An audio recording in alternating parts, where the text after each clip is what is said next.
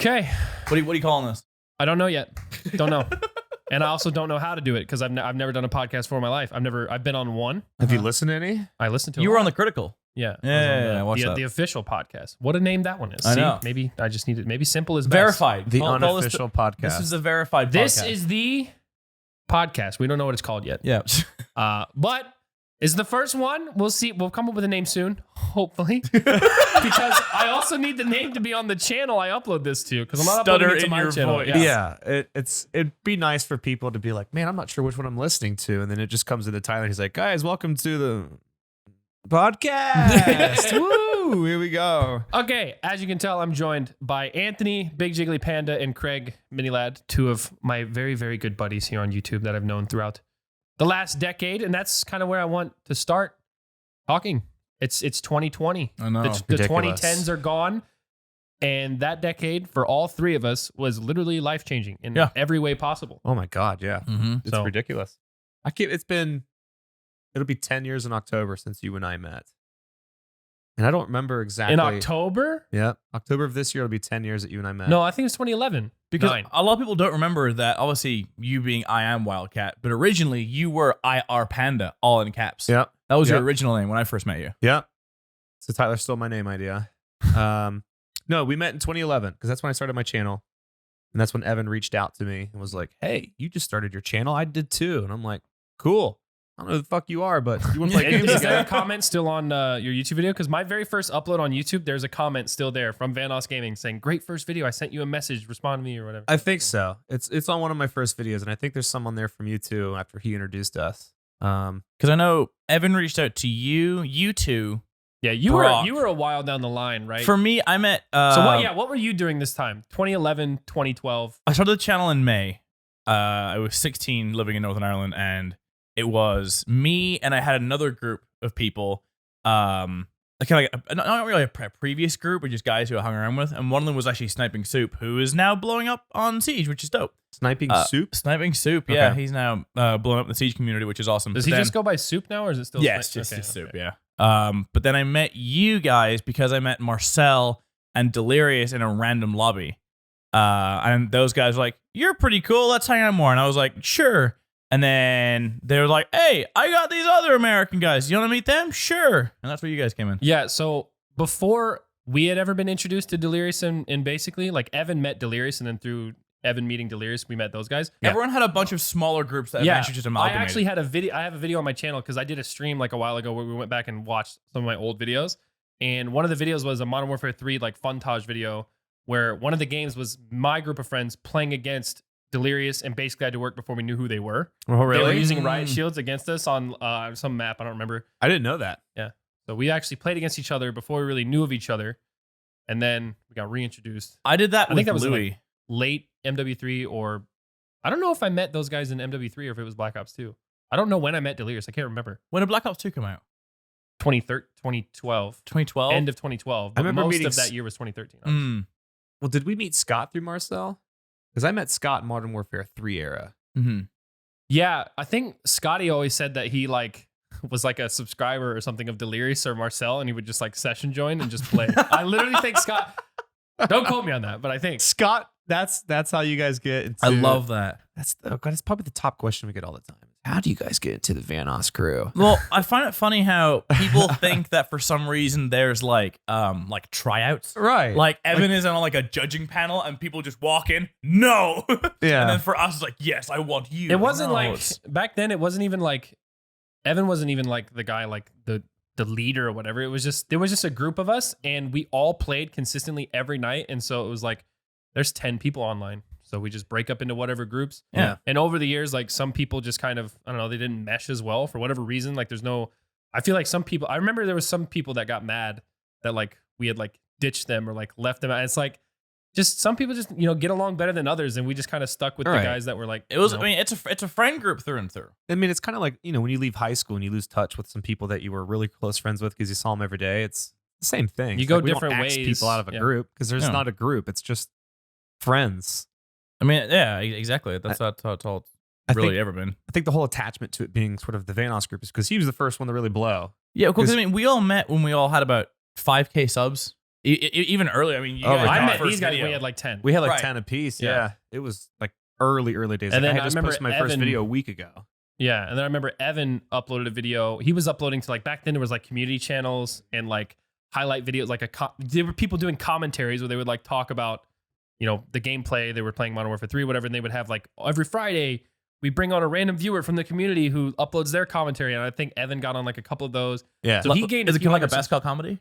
Yeah, kind of, but it was more of just like commentaries. Like it would just be bigger commentators would be like showcasing people from their community on Sunday. I think they called it like sub Sundays and stuff like that. That's Okay. cool. Evan got on a couple of those. So he was the first one to break like 100, 200, 300 subscribers. And then, you know, that kind of trickled down through the way. And then he did that video with White Boy. He did like a remix of him and he gained like 10,000 subscribers in like 2 days. Yep. And that was the catalyst. And then BO2 came out and that was when we all kind of really. Well, because I blew up. remember we were all sitting, you know, back when Skype was alive. I remember all of us were sitting in a call together and we're all just, I think Evan like shared his screen and we're all watching Social Blade for him to tick over to 1 million subs. Because obviously he was the first one to hit Yeah, it. that We were was- just- I remember that. We were all just in a call just I watching think that him was hit in Black Ops 2, yeah. it. It was, yeah. Evan's key to success was in the Modern Warfare 3 days. He took advantage of the sort of the tutorial craze. He'd put out like shotgun tips Yep. or Yeah. map tricks, the stuff like that, and that blew him up. Because that's what everybody was looking for at the time. You know, YouTube was blowing up. Call of Duty was obviously like the main thing. Machinima Respawn. Everybody's putting up Call of Duty channels. So he just was like, okay, this is what's big. Yeah. I'm gonna run with it. You know, you guys have probably figured this out by now, but Evan is like a business-minded genius. He's not just a YouTuber. No. He's not just a musician. This guy does so much shit behind the scenes, and we all do. But he's just mastered it. I'm going to have him on the podcast at some time because Yeah. I know he's trying to look to get more into that and kind of be more open about what he Him. does and all the things he's doing. Oh yeah. But yeah, having known him as long as I have, like he's very business minded. And so back then it was about, you know, he was just trying to find what stuff was going to get his channel to blow up the quickest. And Right. at the time you were doing like commentaries. Mhm. I was kind of doing commentaries and then trying to do like funny stuff on my own. And then over the course of the years, we started just playing together and just uploading the funny shit that happened while we Right. played. Yeah. And then with Black Ops 2, that's when you kind of stopped playing as much. I just dipped. Yeah. I mean, completely dipped. I don't know. It was weird because I always ask myself, like, why did I quit YouTube at the time? And part of it was I had just gotten hired. All right, I just got promoted at my job at Office Depot as a manager. I was working like 50 hours a week. And then to come home and play a game that just made me pissed off, I was like, Yeah. I'm not really hurting to do this. And it eventually just became like, I would just keep in touch with you guys on social media and maybe upload 3-4 videos a year. Because I mean, that was when we were making like $400 a month. You know, this Yeah. isn't like We were all any in kind different of positions job. too. Like you were very young. We're all younger than you, like as far as us two and most of the people in the group. I think Yeah. Marcel's probably similar in age to you. I But think Marcel's the same age and Brock is older. yeah, Brock is but older. most of us were younger. So like we were in positions where, you know, we were like going to school, we were living at home, didn't have a lot of bills. Like Yep. you had to work. So, Right. you know, oh yeah, it we all was had jobs. I remember like so you used to work as what was it, a security guard? security guard. Yeah. And so what he and I would do is literally I would get home from my job at, 10 p.m. or whatever. I'd get home at like midnight. He'd be at his job, sitting at his desk on Skype, watching YouTube videos instead of, I don't know, the security monitors. There was no security monitors. I worked the front desk. My only responsibility is make sure employees leaving weren't taking shit out they weren't supposed to, and employees coming in weren't bringing in guns and shit they weren't supposed to bring in. That was all it was. I just picture that security guard that you see in movies when like They're just the lying back villain in is the chair. sneaking in and you're just like, oh, hey, Roger. And the guy's just like, what's up, Tom? Yep. Like, don't even look Literally, up. literally a lot of it was just me sitting at a desk and someone would come in and sign on a piece of paper in front of me, and then that was it. And then it's like, make sure employees don't leave on their lunch breaks so they don't cost the company money and shit. That job was so like it was so cushy. That's why I was like just watching videos and like Yeah. doing homework the whole time pretty much. Well, same as like, because you're working at Office Depot, you were working as a manager job. I'm Craig pretty sure was in the womb. I was escaping. Because I mean, I was what, 18, 2013? So I remember, being Northern Irish, that was me, Nogla, and Brian. I remember when I used to come home from school, get all my stuff done, and then we would all jump online at like 1 a.m. And then we play from like 1 a.m. to maybe like 6 or 7. And I remember Brian had to go to his Subway job at 7 a.m. And I had to go to school because I got my bus at 8 a.m.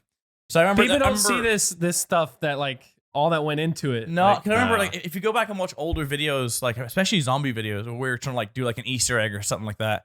I remember there's times where Brian just wouldn't be there at the end of the video because he had to go to work, and then I would dip at the end of the video. So it's always like maybe like Evan and Delirious or something like that at the end of the video because we had to go.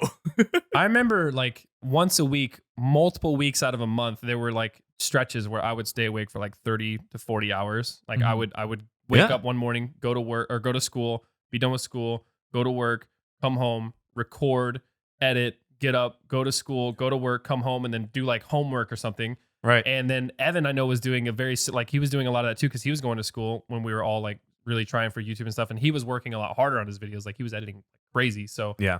And he was like trying to stick to a schedule of like every other day where most of us didn't. Was this when he was at college? Because I know you guys were he was in his dorm and you were in your dorm. At the I same just know time. that like everyone early on like put in crazy hours. Oh and, like, yeah. Yeah, you had to. Oh Jesus, yeah. I remember, 2012. I got my parents like really shitty like $200 laptop, which in 2012 is fucking nothing. Yeah. Pick up the worst thing from Best Buy or whatever, and I used to sit there. I used to go record my Minecraft Let's Play, which I had the fog was from here, maybe like 1 foot in front of my face. I could see 2 blocks in front of me. I remember that back when you had to play Minecraft on a shitty computer. It was just like the render distance was literally like 8 feet in front of you. You're like, I think I'm at my house. Okay, I'm at my house. You're like, let me go. I don't remember where the staircase is. I can't see it inside my own house. In The Minecraft. best part is they introduce a new feature, which is to get rid of your mouse on recordings. But the way they did it is they just took a black box and just put a black box around where the mouse is. So I would do my Minecraft Let's Plays, and then I have a black box in the middle of my screen for where my cursor should be, and it's trying to block out my cursor. Oh my God. I was Fraps. That was some jank. Oh yeah, Fraps. Dude, that Fraps. program was not good. But I remember doing that. I used to come home, record that. I used to edit that on Adobe After Effects because I didn't realize how long the render times were. So I used to render for about 8 hours before I went to bed. I used to upload it because my internet was that bad. It would be uploaded by the time I woke up from school. And then I would have it scheduled, so whenever I got home, it would upload, and then I would do that every day. I had to do that. I had to like upload a video before I went to work because my internet was so terrible that like a 3.5 minute video at like terrible bitrate. Bitrate, you guys wouldn't even be able to like. You can still watch the videos; they're still up there. You can barely see what's going on. It's just moving pixels, like 500 bitrate. Yeah, it looks fine when you're standing still, but once you like move the gun or something, it just blurs out and pixelates. Unintentional motion blur. Yeah, it was like 3.5 minute, 4 minute long videos. And they would take 7 hours to upload. I mean, we're talking files that are like 700 megabytes. Right. They would take like 7 hours. My internet was so terrible. Because I mean, even nowadays, like upload speeds, like a lot of companies nowadays will focus on download, like get 100 down, 200 down. That was whatever. the way it was then, yeah. But even now, That like they doesn't still mean don't really anything for care us. about. Yeah, they don't really care about upload speeds. So nowadays, you might get like 500 down, but 50 up. Whilst then you would get the fastest speed in my country, even to this day, is a 35 down, 3 up in Northern Ireland. So I remember then that was we still were better paying than what I had. Yeah. I remember then we were paying for 5 up, and I think like it was like a 0.1 or 0.05 down or something like that. That's why it took so long. Jesus, dude. No. When did you come back? I can't remember if it was like 2014 because we were doing GTA pretty much. We were doing Black Ops 2 all 2013. Yeah. 2014 was Ghost. We tried it for like a couple weeks, and then 2014 2015 was is Gmod. like 2014 was mostly GTA. Right. There was some Gmod in there, but I can't remember when you. Because 2014, obviously, that was when PAX 2014 was, and you went there. But I don't remember if you were doing YouTube as much. Then. I wasn't really uploading at the time. So take pretty much the release date of Black Ops 2 and add about 18 months to that, and that's about the time I came back. Because I know I pretty much took the entire Black Ops 2. Yeah, so that would put you at like March or April of 2014. Yeah. So I mean, I was probably did you have the release date? Yeah, I'm looking for it right now. It's November of 2012. Was it 2012? Yeah, November 12th, 2012. So then a year would put you at November of 2013. 6 months is put you around April. Yeah. So April 15. So 2014, 2015, I was still making videos, but it wasn't a lot. Maybe a couple a month, but it was better than a couple a year. And then I think I just had this revelation at like the end of 2015, which was like, I can't do this back and forth shit anymore because I'm doing still management at Office Depot and then coming home and just trying to make videos. It's like, I need to pick one. And so I made a decision. I was like, I'm going to see where I can take this. And this is where, talk about the hours that you put in. Yeah. There was like a good solid month where you were like doing both.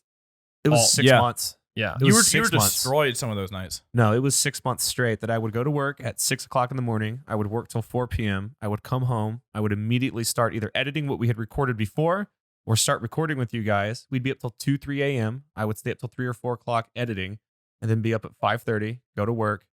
And I did that for 5 or 6 months straight. Yep.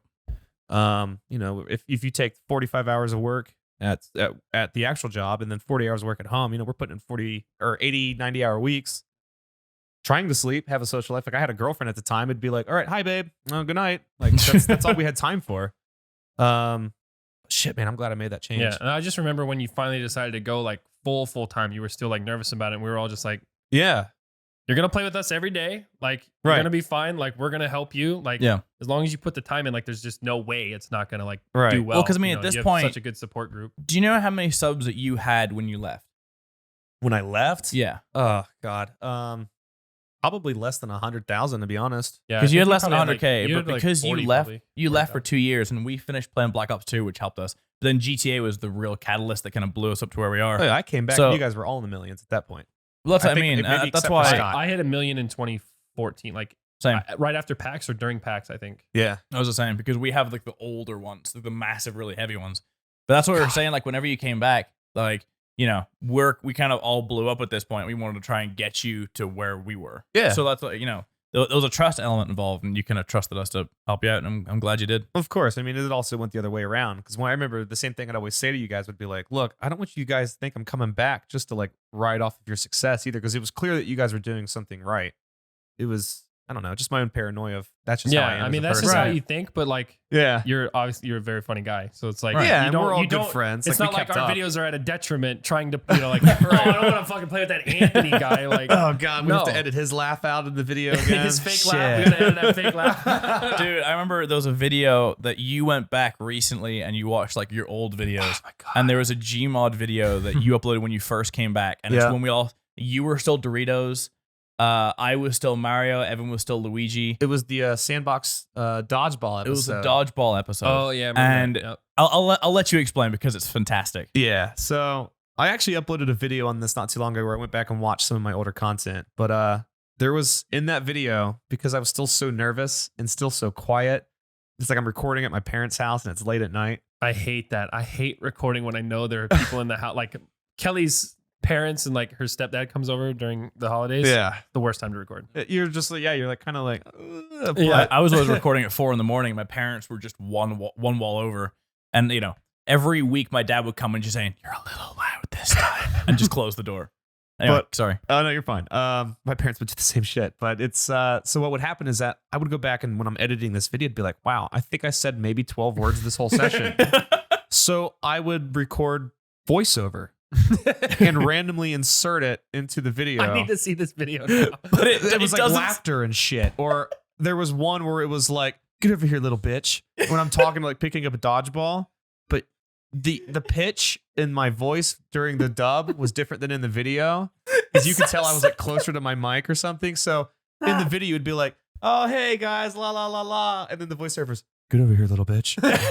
It's like two totally different tones. And when I rewatched that video for the reaction, I'm like, did I really just hear that? Like, did I actually do that? I did. Did you not know you like when you started watching the video? Did you not remember that you did that? No. And then after seeing, I totally that- forgot that I had ever done that kind of stuff. So who knows how many other videos there are that are either private or still public or have been taken down because of copyright with music and stuff, where I was just like, I didn't say anything, so let me just record some fake lines and throw them in there. So, you know, we've all all for the done, sake of content. we've all done some weird stuff when it comes to you know, spicing things up a little bit for a video. Oh yeah. You I have mean, to. I remember 2013 I left college and I gave myself a year. My professor was like, "Okay, you can take your gap year now. You have 1 year to try and figure this out." And I left college the same week that GTA 5 came out. I was only at college for 2 weeks. And because it's 18 in the UK to drink, I remember was that. You fucked. You went to college At all for 2 times. weeks. Because like what happens in the UK is they will bring over and they would have like celebrities come over and perform, and they would, like the universities would get sponsored by alcohol companies. Oh yeah. Because they already know what's going on. Well, I'll say in America, like you kind of have to sneak out to get beer or something like that. In the university, they throw parties for you, and it's incredible. And I barely remember university. all 2 weeks of it. All 2 weeks of it. Oh my, I was fucked. I made so many memories. Met so many people. Like when I met that guy and I met that other guy. There was one dude. He was dope. All right. Craig was at school long enough to read the syllabus. And then he dipped. I said I went for an extended freshers. Freshers is the week before you go to university and you have your first lecture. So you go a week beforehand to get to know everyone. That like I said, universities throw parties for you. Yeah. So I said I just went for an extended freshers. I had one college class the entire time, and that was it. And it was about because I went for music production, and it was about how sound travels through walls for 3 hours. And I was like, I would have left too. At least it's useful, Hey, you probably applied that to your, your YouTube setup. And acoustically, yeah. Is that why the Coke curtains were in your? No, that was my like. Listen, my parents were that cheap. Advertise soft drinks and any any random product. Those are great at blocking out sound. Yeah, absolutely. I wish I got paid for that, but Coca-Cola, skipping forward a little bit, but Coca-Cola actually reached out to me saying because there was a meme on my channel of people saying we want to get you sponsored by Coca-Cola. Yeah. And I was like, hell yeah. I've never had a sponsorship before. I even know how this thing's work. Well, Coke Gaming's all over Twitch. So. I know. We reached out to Coca-Cola to see if they want to sponsor me. And they said, A, no. B, take down the curtains or we will take them down for you. I was like, okay. I would have challenged them to that. And now, look, 6-7 years later, they're like, they want you to promote their stuff and partner with you. Just the impact of what we do. The impact. Wow, these mics do lots of stuff. Yes, they do. The impact of what we do is it's clearly showing. Yeah. In the last 10 years. But, so 2013. Oh, hello, Kino. Sorry. 2013, I left, and I remember I worked the night shift for 2 years. So I used to wake up at 7 p.m., and I used to go through till about 11 a.m. every single day just to try and keep up with you guys because you're obviously in American time, and I was 8 hours ahead of you guys. Well, it's 5 hours ahead of you. You were in Ohio, so I should know 5 hours ahead of you guys. But we were both Eastern. My heart's a little fucky right now because I remember I used to wake up and I used to go get a coffee before the coffee place closed, and then have a pre-workout before I went to the gym, and then have a monster before I recorded and edited. I did that for 2 years. That explains so much about the early days of playing. If you guys want to buzzed off my tits. You guys want to know why Craig has been so loud in his earlier content? It's because he couldn't help it. Yeah, his eyes were bugging out of his skull. His heart was on the verge of exploding. Hey guys, yeah, and that's why everyone's like, I worked that night shift for 2 years. I remember coming to America the first time, and something as simple as waking up in the morning when everyone else is waking up, I didn't experience that for 2 years. Yeah, to the point where longitude, latitude wise of where Northern Ireland is, there was points in the winter months where I have to take multivitamin tablets. Fuck you, I'm foreign. Multivitamin tablets just to try and make sure that I got enough because I wasn't getting anything from the sun. I wasn't getting anything from going outside. It was dark for like 3 months straight. I didn't see the sun for months on end. Jesus. So it's the things that people don't see in our like behind the scenes lives. Because everyone looks at us now with like, millions of subscribers and things like that, but they don't see this part. And it's cool to reflect on. Yeah, I mean, I'm sure there's a genuine like curiosity. I mean, everybody's watching this right now is either, for the most part, a lot of you've stuck around for years. But, I'm sure a lot of everyone says that anyway. I don't know how many do I believe. I've been here for 11 years. No, you haven't. I mean, I've often wondered that. And then with the tour and stuff that we just wrapped up, you would meet people who'd be like, "Hey, do you remember when you did this thing in this video?" I'd be like, "I'm not sure when was that." They'd be like, 2012. I'd be like, "No, I don't remember." I was fresh out of the uterus. I don't know. Like, how do you remember this kind of stuff? So, well, it's cool that you guys keep up with so much. So even recently, you gave me, because my birthday was about 8-9 days ago. Yeah. And you gave me a bottle of whiskey and you got engraved on it saying, this will lead into another story, Sir Harold Thompson, thickest cheeks of Derry. And I posted that and I told people the story of why you guys called me Harry Thompson as a private joke. Oh my God, I know where this is going. And someone replied saying, "Oh my God, is that why Tyler called you Harry in 2014? I was like, that was 6 years ago. Didn't that resonated. story came up the tour stop in Nashville because I asked the question. Yes, exactly. But it's the fact that someone remembered, like, even you calling me Harry 6 years ago, and they held on now to they that. just now know and why. Now they just figured it out. Like, that's crazy to me. That's like a cool little segue to 2014. Okay, 2014, PAX East, Boston. All of us are meeting in person for the first time. We had been friends online for 2-3 years. And at this talked point, every day, but never met each other. Nope. And at this point, we all couldn't really afford a hotel room separate. Yeah, we were all pretty broke at that point. Apart from Evan. Evan, we all stayed together. Well, his channel was like, he's a million miles We say away. Evan wasn't broke. That meant he could afford his own room. Right. It was a premium luxury at that time to have your own room. Because it was me. Did you stay in the room? Yep. It was us three. It was us Marcel, three, Marcel, and Scotty. But Scotty ended up going and sleeping in Evan's room on the floor. Oh, true. And you need to understand, this is a 1-bedroom, very small. It's like a suite, so it had a pull-out couch and 1 bedroom. So there's 4 of us, and there's 2 beds. Yep. Yeah. Mm-hmm. So we just swapped who cuddled who each night, but yeah. Pretty much. But It was anyway, we all basically first- whoever We actually did too. We Whoever shared passed bed. out on the actual bed first, pretty much who got it. Yeah. Which ended up usually being you and me, which was fine. I It's like a big remember teddy me and bear. Marcel. He's a good cuddler. Yep. So where do we even begin? Because there's a million we first stories. walk in the room, we see each other. It was awkward for about 2 seconds. And Yeah. then- because and then- we're all gamers and we're all on the internet for a reason because we're just Awkward. antisocial beings. Yeah, it's just like we knew what each other looked like, but it's like, okay, you're It was never important. Yeah. I mean, no one was different in person either. So we knew Yeah, how no. everyone was gonna be, but it's the fact that you could like touch them, which was just weird. Yeah, and we used a little bit of social lubricant, and we got wasted pretty much instantly. Oh yeah. We just started drinking That first right away. night. Really, the only difference of talking to Tyler in person is that when I talk to him online, it's like this, and when I talk to him in person, It's It's looking like up that. at the He's ceiling. looking up at the ceiling, by the way. If it's Wow. this is audio only. that's about. the audio is he does this, but now he does this. Well, I mean, we have videos going. If you guys were unaware of that. No, but for Spotify. Oh well, Spotify. If you guys ain't watching, fuck y'all. I love you guys. Just kidding. No, it was. Oh God. I mean, because I met Tyler before anybody else because we met up at the airport. And I met Evan at the airport. He was the first person I met. Did I Okay. meet you? Yeah, we rode together from the airport. I Yep. do remember that now. Mhm. Yep. You were the Me- first person. Yep. We went from the airport. Do you remember that? And then I'm trying to think who was already there. Were you already there? It was Or did you me come- and Evan because we both came in from California. Because I think he was still living in Canada, but then I think he was in LA for the time, which we got the same flyover, and then we headed over together. And there's a picture that I took of Evan at the airport. He was holding a donut and him smiling 6 years ago. And media outlets still use this photo to this day of Evan eating a donut at baggage claim. Are these like? Is this like spiky short hair, black aviator, and Yeah. tight button up Evan era? Yeah. That's the bacon strips. He wore the bacon strips Oh, shirt. yeah. all Oh the my time. God! Yeah. It's that era. The epic mealtime. Yeah. God, whatever happened to that channel? Did they get a TV show I or They did watched like a something? it TV recently. show. I think they still upload stuff now, but obviously it's not anything like what it was. But No. Well, Yeah. the main guy, Harley, he has a Facebook gaming stream, so he's one of the bigger streamers over on Facebook gaming. Oh, really? Yeah. But as far as He- his channels, I have no idea. Epic Mealtime was awesome when that was like the thing. Oh, yeah. Because when they first started it, obviously the ideas were insane, Yeah. It was like And 10 then- birds inside of 10 other birds. and then you start Inside running out of ideas. And it's just like, how big can we make this fucker? that's one thing that like That sounds like my sex life. we've been doing YouTube so long. We've seen so many channels get so big and then just disappear. And I'm really like, I'm just very like thankful that that's like We're always been a still big here. fear. Yeah, The we're still moment here. the moment you All upload of this us are still podcast, all of our growing. channels just.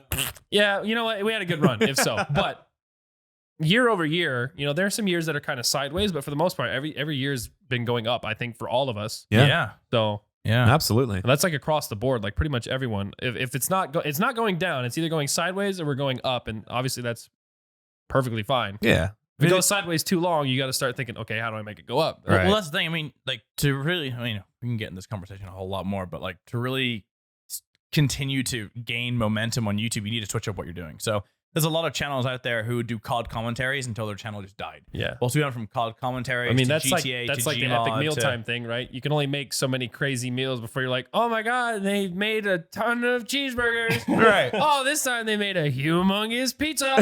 Exactly. Yeah, like Because then even for you, Tyler, like you then went to Fortnite and now you're on COD. So it's like you keep up with the times. There's a lot of channels out there who they're on for a few years. They don't change what they're doing at all. They're like, this works. I'm going to do this forever. Right. And then now they're unheard of.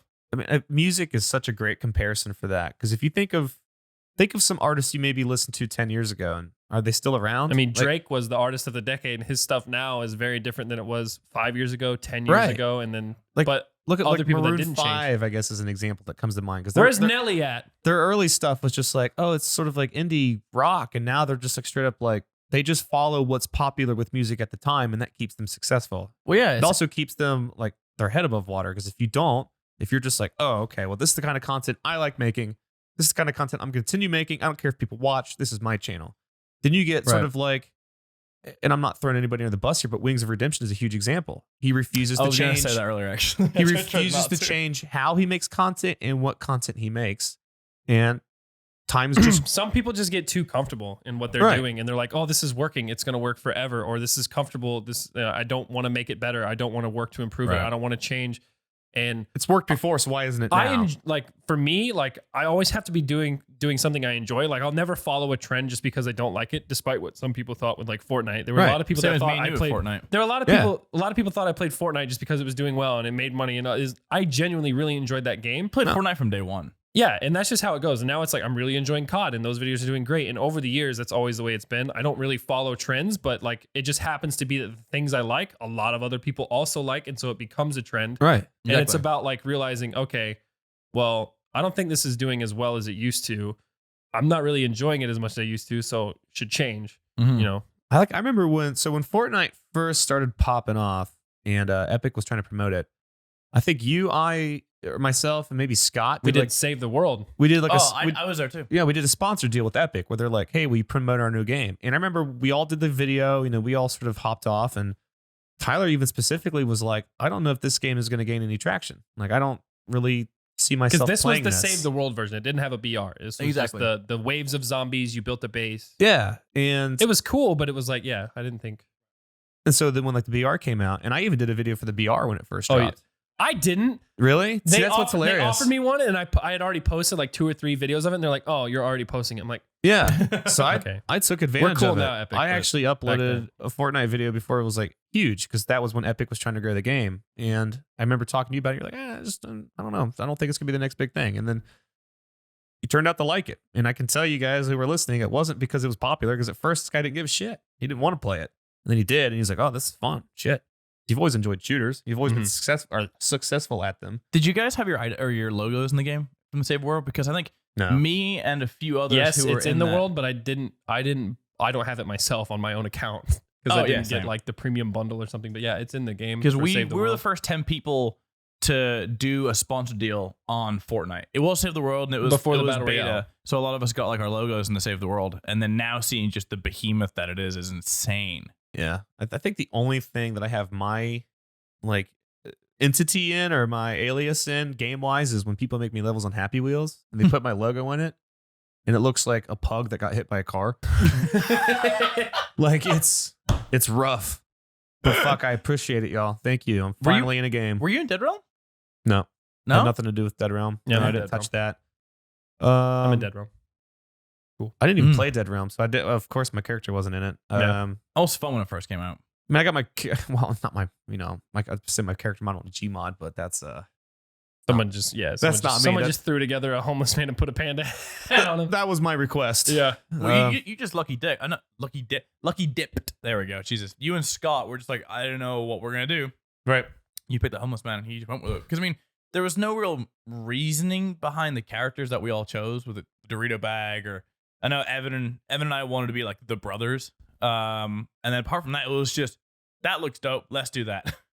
GTA, it's crazy to think about how much GTA really sculpted your guys' channels. When you It's think literally back. all of our like, well, 'Cause that's- me and Evan specifically, it's our avatars from GTA Yep. masks and helmets. right, like your guys' like marketing, your branding, like all that, like Nogla What, Louis? to an extent, Louis, Delirious. Did Well, Delirious Delirious have the always- hockey thing going on before that he did that Uh, GTA? I don't think it was before. I think it was just. I think he's always been into like horror games and Jason Yeah. Voorhees and all that stuff. And when it was in GTA, he was like, "Oh, I'm definitely But going to that use the definitely Jason brought out mask." the whole raccoon thing Yeah. with him and Batcoon and Because I don't really know much about Delirious. I know we all don't really know much about Delirious. Well, but that's- yeah, the that's all one of us. thing that I do know about Delirious is he loves getting like action collectibles. Oh, like, yeah. as far as like statues and things like that. Mhm. Like I'm pretty sure he posted of him getting like a giant like Venom mask or something like that. I saw that. And Yeah, it's he posts stuff like that on his insane. Instagram. He's Yeah. got like crazy statues and stuff. If I ever met him, I would like to eventually meet him or know what he looks like or anything. You know, maybe what is your someday. name? I've known you for 9 years. I just What's want to your go out to actual name? dinner with this guy. Yeah. Jesus Christ. I would love to see that man's collection of stuff. Oh Because yeah. it's good. Oh, it would be insane. I would love to go tour his house, and if he doesn't want us to see him, he could just go lock himself in the bedroom behind the closet. I'll just go through the wear a museum. blanket over him. in his house, and then I'll be like, "All right, Delirious, I'm peacing out. You can come out now." Just tell Luke to like give you a guided tour. Cartoons. Like, hey, But Luke, yeah, hit no, up I feel like Delirious. we've all done a good job of adapting over the years I agree. as a group, individually, Oh yeah, and I think we're all at another point. So I think we can kind of like I guess we can wrap up our kind of review of the decade with the last year, Yeah. which for you guys was your tour. Yeah. For me, like doing glitch and trying to like change up my content. Do you want to show it off? Back there? They can see it. But It's just like whatever. working on projects outside of YouTube, there's another big project that me and some friends are working on that we've teased on like Twitter and stuff. Nobody really knows what it is, but we're excited about it. But in general, we got trade off as well. yeah, trade off, and then, but yeah, you guys had the tour. That's like the biggest thing. Oh, That's man. crazy. Yeah, because Yeah. it's So I guess just take us through like where did the idea come from? So I mean, the idea for me, I mean, I say it in a lot of like interviews or podcasts I do, but I want 1 million stories for my grandkids, and I really mean that. So for me, I want to be able to just experience things. You know, we're in weird positions in life where we have people who follow us and who enjoy our stuff, and they want to see what's going on. So there was no real like, there's no one really touring. Jacksepticeye had a tour. Philip DeFranco had his own tour, and I was like, screw it. You know, I want to go. I want to go see places. I want to travel. I want to go meet fans in places that we don't normally go to. which would be anywhere, honestly, because yeah. we sit at home. But the idea for it took a while. So Yeah, it was say, how 2 did you go years, from like, oh, we make gaming videos to we're gonna do a live performance? Like, which is 2 hours long. because I mean, the tour is over, so at this point you can Yeah. kind of talk about like the stuff. Like you guys did kind of a little bit of stand up and like storytelling. It You may guys- not be over. Oh, It may not be over. okay. Yeah, Well, then I don't want yeah. to spoil too much then. But there was It's fine. some video games were played, some stand up comedy, some improv, Yeah, I mean, some like there were skits and so stuff. many different ideas. Like the original plan was for me to be suspended. I don't know if I ever told you this. I wanted to come down and make a song for the intro of the tour. And the idea was me playing guitar and singing / screaming / moaning into this mic of like I'm being suspended from the ceiling and just coming down from the ceiling. Suspended Like the playing SpongeBob guitar. meme? Yeah, exactly like the SpongeBob SpongeBob meme. Exactly. There's a lot of different ideas. Anthony's that glad that one didn't make the cut. Yeah, Wow. so am I. There's a lot of different ideas. Instead, you well, I'm not going to say what you did instead on the video, but it was graphic. It is graphic and it's hysterical. My mom loves it. No. It's good. You ever watched a man give birth to a man? Or a man Come give see our show in or a Europe. man give birth to himself. Yeah, if you're watching that on drugs, Jesus, my God, have mercy on your soul. But about a year into it, I was like, I know I could do this tour by myself, but I feel like the dynamic between having someone else on stage and kind of having that back and forth would be something that's It takes a lot of pressure off yourself as well as just adds the possibilities too. Yeah. Right. So and then with Anthony, we would do a lot of like higher or lowers together. Would you press the buttons or things like that? So I asked you, saying like, "Hey, I want to do this tour. It's kind of like it's a bit of comedy, a little bit of that. I'm not really sure where it's going, but do you want to be a part of it?" And you said, "Yeah." Yeah. And that was a year into it. So we worked in the Real Good Touring office. The Real Good Touring is the people who did it. They're a company that's under Game Grumps. So you had like Aaron from the Game Grumps in every meeting. He was kind of helping us going over everything. Yep. And they were like, a normal tour is like 5, 6, 7 dates long. And I said, for me, a big reason why I wanted to do this is I understand the stages won't be as big, which they ended up being massive, which is insane. Yeah. They're kind of terrifying, to be honest with you. But I wanted to go around and experience places like Oklahoma City or Pennsylvania, or places I would never normally go to because there's no like gaming conventions there. It's the reason why we go to Boston every year. The reason we go to Seattle is because that's where the gaming conventions are. We use gaming conventions as a way to just hang out with people online. So I want to go explore, and that's why I put forth 27 days, 27 different dates over 3 months, living in a bus. That's exhausting to think about. 28 total shows. 28 total shows, including the trial one, and I loved every single second of that. I remember when the tour was over, Anthony, you were talking about how like you missed being on the road actually. Yeah, Which- because you know. I mean, I know like Well, hold on. Let's back up for a second because Yeah. originally, before the initial trial show was June or July 16th, and then the actual June. tour started at the beginning of September. And I remember that you were having crazy panic attacks for like 2 hours before coming on stage for the first one because I guess I could do a little bit of a spoiler. He comes onto stage in a bag. Yeah. Don't ask questions. It's a strange show. And the idea of you having like panic attacks in this bag and in the green room, I've done a few little stage things before at Insomnia and things like that, so I knew kind of roughly how to work a crowd. Yeah. But you used to be in a band and you were a drummer. That's and there's it. drummers in the band. I was gonna say, you're not yeah. really like main stage. Nobody One gives a of- shit one of about my you in the back. questions was how did you prepare for it? So how did you prepare for that whole like very new experience, very different from being behind the computer screen? Because you nearly dipped out. Yeah. No, I I'm gonna be totally honest with you guys. What was I at that time? 29 years old. Being on stage was probably the scariest thing I'd ever experienced in those 29 years, and I handled it. I feel like the only way I could, handled it bloody well. Which was having a lot of panic attacks, half a bottle of whiskey with Craig, and some of the finest legal Los Angeles marijuana that I could find. Yeah.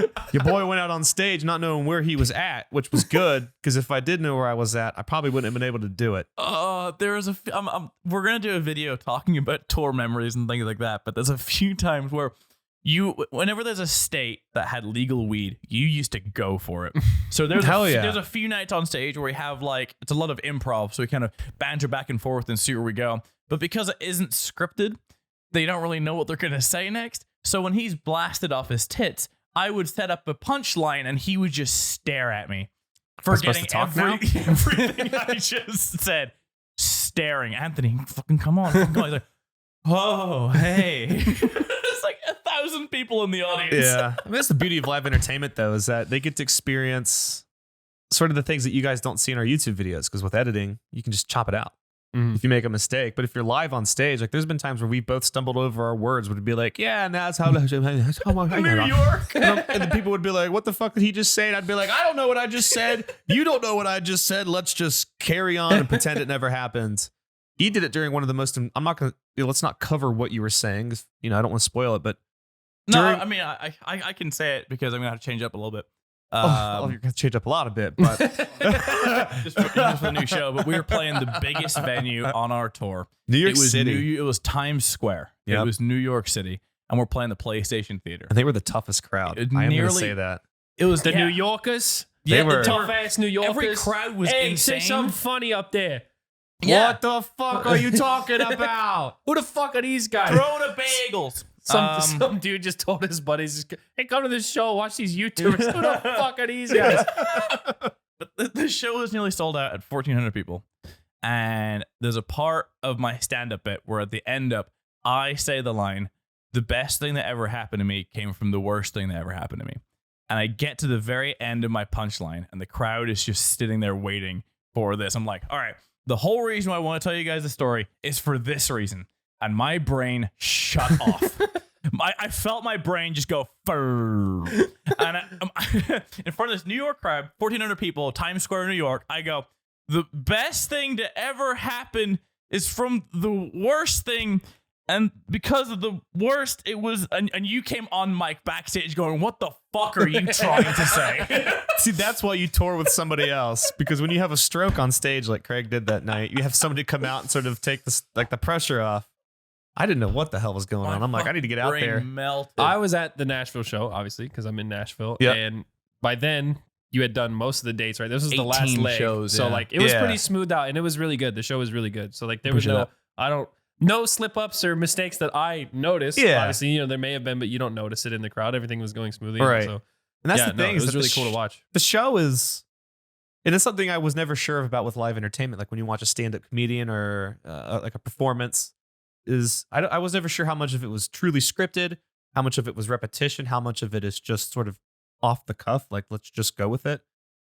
When Craig and I would go on the set or on the stage, we would usually just have a bullet-pointed list of like 8 or 9 things. 8 things, yeah. Of course, we'd practiced and we'd gone over what we were going to do, but we never really had a scripted written down like, this is what I say at this point. No. And that makes me appreciate stand-up comedians because they're on stage by themselves for an hour and they probably have stories that they've written and gone over in their brains. But when they're on stage, they're just letting it rip for an hour straight. And I respect that so much more now because it's exhausting.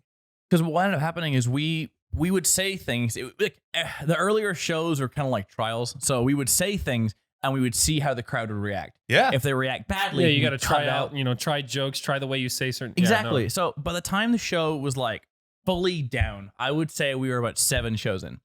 I would say the San Francisco show is when me and you both went, okay, this is it. Yeah. And then for the rest, 21 shows or 20 shows or whatever it was, ironing out. It was ironing out. But the thing about it is if you're ever going to go to a show, always try and go to the latter shows on no matter what comedy show it is. Yeah. Because if we think back to Toronto, which is the first show that we did, that's that must have been such a garbage show in comparison Well, yeah, to like but the last few shows. That's Because- our perspective, no, though. of course. For but, like, someone who paid for those tickets, the people in Toronto probably thought it was the greatest thing they've ever seen. yeah, I mean, but in comparison to what we were doing towards the end, where we added like lighting effects and fog effects, and like we took bits out, we added a lot of bits in. The initial show was like an hour and 15, hour and 30. The last show recording, because we recorded the first show in LA and we recorded the last show in Indianapolis. The last show is recording was 2 hours and 23 minutes long. We added an hour onto the show in a matter of 27. And that just came from comfort. We Yeah. didn't add anything. It was just our just stories like- became more fleshed out. The jokes were Yeah. better. The bits where people come up on stage Exactly. and participate, we had fully gotten through all the wrinkles and how to handle that sort of situation. And Yep. It's just like doing a presentation at school. You know, you got to do a 5-minute long presentation. You get up there and you, Yeah. you've written out 5 minutes worth of things. Yeah. You've practiced it 5 minutes. You get up there and you're nervous and you just You go through it in 2 minutes. Yeah, it's just, you're done in Yeah. like 2.5 minutes. So I guess over the time, you know, as the nerves go away and the jokes kind of more Oh, get yeah. fleshed out, and you Yeah. get better at like keeping the story going without losing people. Yeah, Right. that's crazy. Got And an what- hour longer. And then one thing that people say is how, you know, I get a lot of stage fright because I mean, I know you've kind of seen it and we kind of did it together. You never really saw it before going out. I saw it a few times No. before the tour, but everyone's like, there's so many people out there. How do you hold it together? The one thing that a lot of people don't realize is the spotlights that are above us, because we're obviously very, very lit up. Yeah. And your eyes, you know, they focus on the light. So what ends up happening is you don't actually see the crowd. Not really. You see maybe the 1 or 2 rows and the rest of it is just darkness. It's just like silhouettes. Like, you know, when you're in a movie theater and you're watching and you can just see like the shapes of heads Yeah. in the rows in front of you. That's what we see on stage looking out. Like the first probably, like you said, 2 or 3 rows, they're like clear. Yeah. Then it gets darker and darker. And like anything beyond like the first 10 rows, I don't know who the hell's there. Yeah. It could be empty for all I know. Yeah. And that's the thing. They were all empty. Yeah. Yeah, I know. After It's the just The first whole 3 entire rows. show is a friend's laugh track. somebody had to laugh, I guess. So, but no, I mean, Jesus, tour was insane. Yeah. And So- especially living in coffins for, you know. Oh, 3 yeah. months. because we I were on a was- bus. We were Yeah, on a bus we the didn't entire fly. time. No. And Yeah, did you the would, Rockstar you would fly experience. out for a leg and then Yeah. you would bust a leg, right? Yeah. How many? So, That's so we had 7 legs. So for the leg that you were on, we flew into Nashville. We came here to this house, to Tyler's house 2 days before the actual show. And he But wasn't here. You were in Miami. Yeah. So you were in Miami. Kelly was here, and then we and him, we just went golfing with Tyler's parents whilst you were in Miami. That's my right. parents like them more than me. And then we went to the zoo and played with little fuzzy animals. I know. And I saw a giraffe. It was fantastic. Mm-hmm. But And then from Nashville, we did Nashville. Then we did Orlando. Yeah, you drove from then Nashville to Orlando. No, yeah, that's right. Was we it did Atlanta? Nashville and Orlando. You did- from Orlando to New Orleans. New Orleans, and then Atlanta. Right. You did literally a star. Yeah, I don't know. It was Like it was 12 backwards. hours each drive. It was a That's crazy. backwards route. Yeah. Yeah, so in talking about that and the routing, and we get asked a lot, like, why didn't you guys come to this particular city? Craig and I have nothing Nothing. to do with that. There's booking agencies. There's so many people behind the scenes that take care of these things.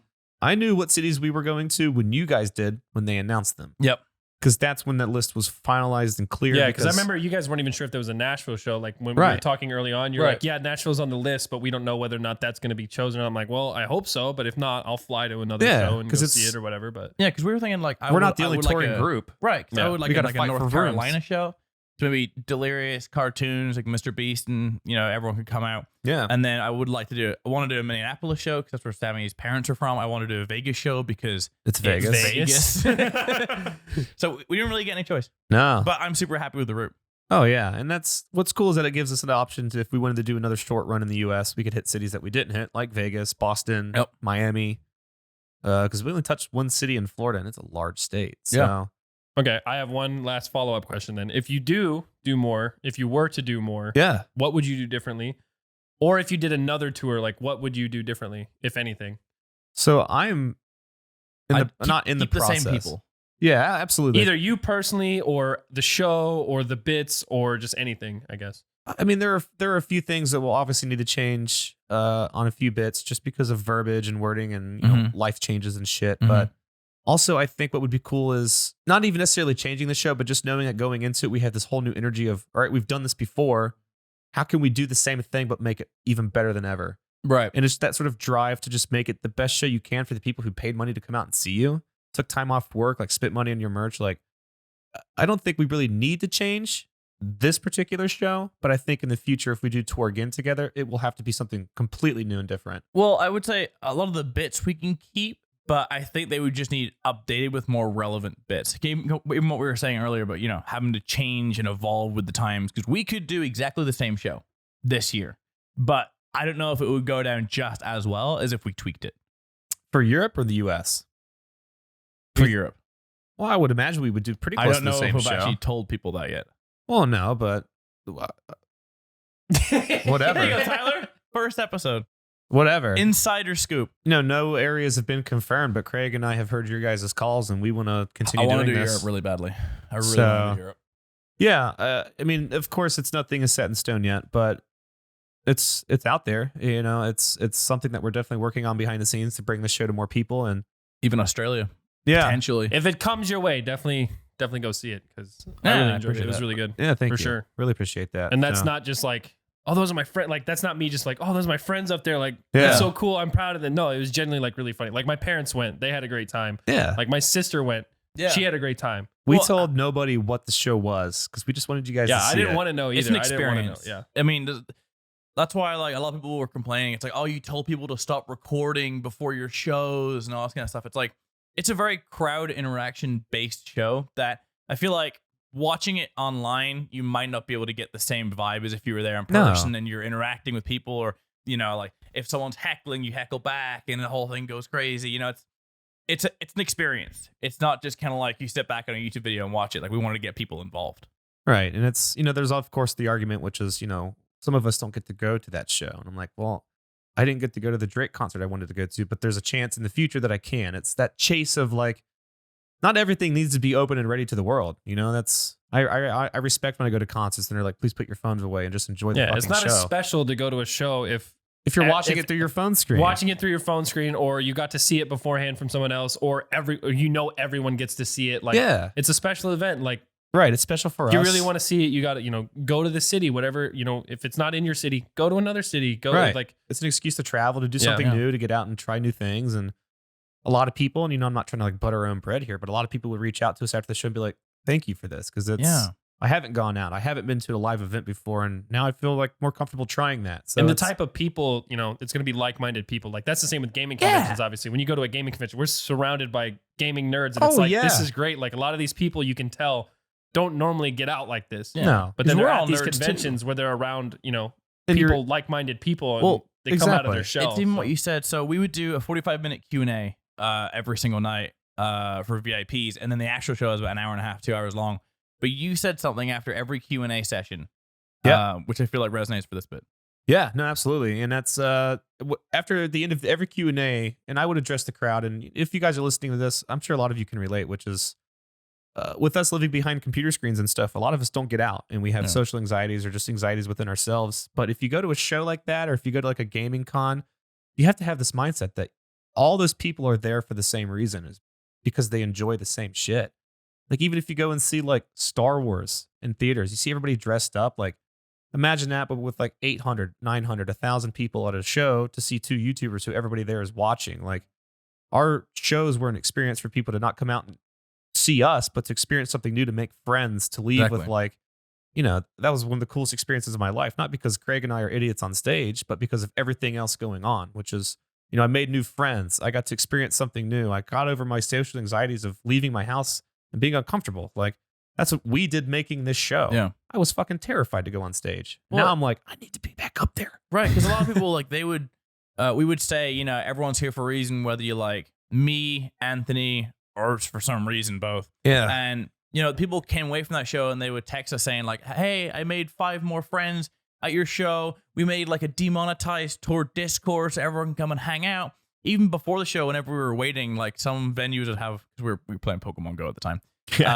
Some venues would have Poke Gyms, and they would have raids, like 5-star raids. Yeah, so we raid with them. So when we were waiting, instead of having like, Demonetized Tour up there, we would say, a raid starting now, take out your phone. And there'd be like 20 people who were just waiting in the crowd, me and him, and all the people who were working on it were all just doing this Pokemon Go raid all together. I think it was fantastic. But people came away. We had 5 proposals sex Yeah. proposals on tour where people were like, you know, we met through like my Discord, or we met in Anthony's comment section, or, you know, there was one occasion where someone was wearing Anthony's merch in school and it's like, oh, you watch Anthony, I watch Anthony too. And they ended up marrying each other because of it. Yeah. So the idea of people coming out and sharing Matchmaker. those experiences is insane. Yeah. It was. And now I'm going to be a best man at someone's wedding. Yeah. No, it was a really wild experience, and I'm glad we got to do it. I'm glad you brought me on for it. It was, it was a lot of fun. Because Anthony was saying himself how, you know, he was very, very close to just calling it quits. Yeah. He was like, I can't do it. This is too much for me. I don't know if I can do it. And I was even telling people in the tour group, because you didn't answer your phone for 2 weeks. And I could tell something was going on. I was like, I think Anthony might bitch out of this. Yeah. So, I was if close. he does, what's the backup plan? And we actually made a fully fledged backup plan. The show was only an hour long. Yep. But we made a backup plan to try and make it work. And I'm so glad you came through. Oh, me because too. now, not only can you, you know, not only do you miss stage, but you also said you wanted to try and do your own comedy tour. Because for me, I'm trying to release music this year, and I want to try and eventually do a music tour. Whilst for you, you said you really want to keep doing comedy, which I think is fantastic. I think you're a naturally funny guy. Well, thank you. No, that's definitely the goal. After everything settles down a little bit, because I'm still traveling like crazy and having fun, I'm going to start writing my own, you know, jokes and testing them out at comedy clubs. Not with the name Big Jiggly Panda. It's not going to be a YouTuber tour. It's just going to be me as a comedian doing stand up. It'll be Tony. Right. It'd be Tony Tony. Joe and Tony. Let's find a guy named Joe who's really funny apparently and just go on tour with him. But Just go to New York. They're all called Joe. hey Joe, got any funny jokes? No, but I own a pizza place. Oh, dude, Joe's pizza. Joe's Joe's delicious. pizza is delicious. If you guys ever go to New York City, get Joe's Pizza. It's like just this huge, cheesy, godly slice. It's only like $1.50. It's greasy. They yell at you if you use too large of bills when you buy it. Like, it's legit pizza. I went in there one time and bought 2 slices for like $4, and I gave the guy 20s. He goes, "Oh, you fucking got?" Get the fuck out of I'm here. like, "What do you mean? It's only $4." He's like, "I need like a 5." I'm like, "Well, I gave you a 20. Give me my change." And I got my pizza and left. But yeah, it's like I got yelled at for giving this guy money. New York's great. Yeah. But no, I want Okay. to write my own comedy show and go from there and test the waters at comedy clubs. Because if I don't, the thing with our tour is that people who came out, we could have literally like dropped our pants and took a shit on stage, and they would have been like, "Woo, yeah, this is what I paid for." Yeah. But a comedy crowd doesn't know who the hell I am. There is no expectations. There is no like, you know, there's No the front. ceiling is high, but the floor is low. Yeah. Whereas with our crowd, you know, the ceiling and the floor are like right here. Yeah. So that's what's scary, but that's why I want to try. But it'll be cool. You know, it's opened up more doors. We met a lot of people in the booking world, in the professional touring world, and Some of them are freaks, but we love them.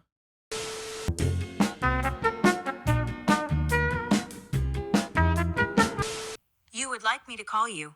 Okay.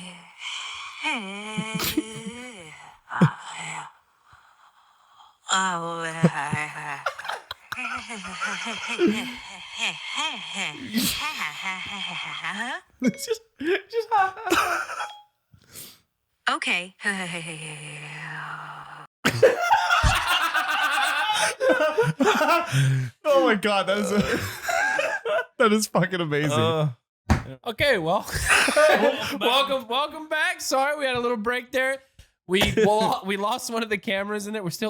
We're brand new. Welcome back to the We're figuring this out. podcast. There it we is. don't know what the name is, and we don't know how to actually even make it. You do realize because this episode, it's just gonna be called the podcast. It's gonna have a name. Hopefully, by the time it's uploaded, it has to have a name. You guys will know before I do, apparently. Anyway, we lost one of the cameras, so I don't know what we did with the video. It might have just been my face the whole time while these two talked. But Yeah. we're back. Or We we'll cut it wrapped if up- it wasn't good. Wrapped up the whole tour, which was essentially wrapping up the whole last last decade. year. And well, now For it's- us. it's 2020. I know. Time to look into the next decade. Yeah. So I just want to know, you know, what's to come for each person. I mean, I'm gonna talk about what I got going on as well. So I said, do you want to start? We're just gonna work. Yeah, sure. I mean, I could kind of I mean, you mentioned like possibly the comedy stuff. So I guess just content wise, Mhm. personal life wise, plans wise, dreams, aspirations, comedy Yeah. shit, whatever. absolutely. No, Give me I, some of that Dreamville money. some of the give me some of the dream of money. These hoes got dreams too. Next time you see J. Cole, tell that motherfucker. Anyway, God, that's such a good album. So yeah, to recap a little bit, writing my own comedy stuff obviously is on there. Craig and I continuing on with the Demonetized stuff. Yep. Taking that worldwide. And possibly even, looking into the future of us touring together. But one thing you and I talked about is I'm a very, I keep to myself. I'm I'm one of those YouTubers when you guys will be like, oh, have you seen such and such's new video? I'll be like, who? Who is that? And they'll be like, it's like one of the biggest gamers in the world. Huh? Like, who's that? Like, I'm very to myself. It's not hard to do that these days, though, because everybody many. focuses on their own stuff, and so many people are blowing up in so many different things. Like, for example, I've literally not watched a single full Mr. Beast video. Like, I'm just out of touch with the YouTube world. When you do it full time, it's not what I want to do in my free time. No. Anyway, I'm going off on a tangent here. But as far as like content goes for me, like, and what you and I were talking about is I'm trying to be a little bit more involved with friends and people in my life and being more uplifting. And one thing for my content, you guys probably all know me as the guy that like yells and screams a lot. Like, I'm really trying to get away from that because it's not healthy for me and it's not good content for you guys. Who wants to watch a guy scream for 30 minutes? Like, who's clearly not happy? I mean, there's a lot of people. Sure, that's I really a rhetorical enjoyed that question. time you broke the TV. Like, that was that was good stuff for everybody Or watching. going over to your house yesterday and seeing all the holes in the drywall. Yeah. See, that's why he doesn't want to replace drywall anymore. He's No, like that. see, it's old, but I really want to branch out from just gaming. I'm not the world's best gamer. I'm not the most enthusiastic gamer, but I do have a good personality, and I've used gaming as a platform for that. So now it's time to explore other options, whether that be vlogging through travel or more of comedic bits and sketches, or even just playing games that are stupid and having fun. Like, we played Zookeeper Simulator. Like, I'm down That with was doing hilarious, gaming actually. stuff Yeah. if it's like Yeah. that. I'm trying to do more like, but I you know, can't outside the mainstream. Just Yeah, like I can't Funny upload stuff. Call of Duty 6 days a week for 6 months. Like, that's just not me. It's never who I've been. Those kind of games really show off personality, though, like Zookeeper, because it puts you in scenarios that aren't just the regular same old. Right. And the whole podcast thing, Craig and I have been talking about working on some stuff. Tyler is clearly doing this because we're here doing it. don't know what I'm doing, but I'm doing it. We're there. We don't know what it's called or how we're doing this, but here we are. It's getting done, and that's honestly a lot of how things get done in this industry. Is just gotta try Doing it. them. Yeah, that's kind of how I've like kind of learned over the years. Is like, It's not a how. I'm never gonna know how to do something unless I just do it. And yeah, sure, you can watch like stuff how to set. Like, I looked up how to buy all this equipment and like what equipment would be good, and then even still, we set it up and we had a camera die. And It but happens. it takes time to learn. And I know that like I've gotten to the point where I get like super like I get like paralysis of the analysis, like what people say, where it's like I sit there and think, I overthink shit. Like, Same. if I'm gonna do it, I'm like, oh, I want to make sure everything's perfect, but Right, and then never execute. but then it never happens. So like I've gotten to the point now where it's like, okay, this is something I want to do. I don't know if I'm going to be good at it. I don't even know if I'm going to enjoy it. I think I will. So I'm just going to do it. And that's kind of where this podcast came from. For Right. one, is I just want to have more conversations, because with my type of content, most of our content, it's just 10 minutes of us laughing, having a good time with Yeah. friends. We don't ever Right. talk about, what's going on behind the scenes as much, Of course. unless it's on social media. We don't talk about our plans. We don't talk about some of the business aspects of it. And Right. And Just such a our small thoughts in percentage general. of our followers are even on social media. It's Yeah. like, how many subs are you at? 5-6 mil? 7 million, yeah. And you're at 5 or 6? Well, if you add your two together, you're like 7. 7. I'm hitting 2, but I don't have 2 million followers on Instagram I or don't Twitter. have anywhere close to 7. Yeah, I have like so it's 1.5 million on Twitter and when we- Instagram. So When we do talk about the stuff that's not videos, only like a fraction of our audience is truly seeing that. Right. Like, if a tweet gets 1,000 likes and we have 7 million followers, that's such a small fraction. So doing stuff like this where people can actually get to know us Yeah, exactly. is more exciting than just being an alias online for the rest of my life, because I don't want to do that. Being a personality is cool, but I want it to be Anthony, not Yeah. just Panda. Like, I know you don't want to just be Mini. You don't want it to be Wildcat Yeah. forever. and as like we've come to see, like a lot of our audience has kind of grown up with us, so they're not, maybe some of them are starting to get interested in like business aspects of things, or some of them want Right. to like start thinking of other plans and possibilities Right. out there, or they want to know more about our personal lives and what things we're trying to do personally and stuff like that. And so Yeah. there's definitely, I feel like, going to be more and more of an audience of it as time goes.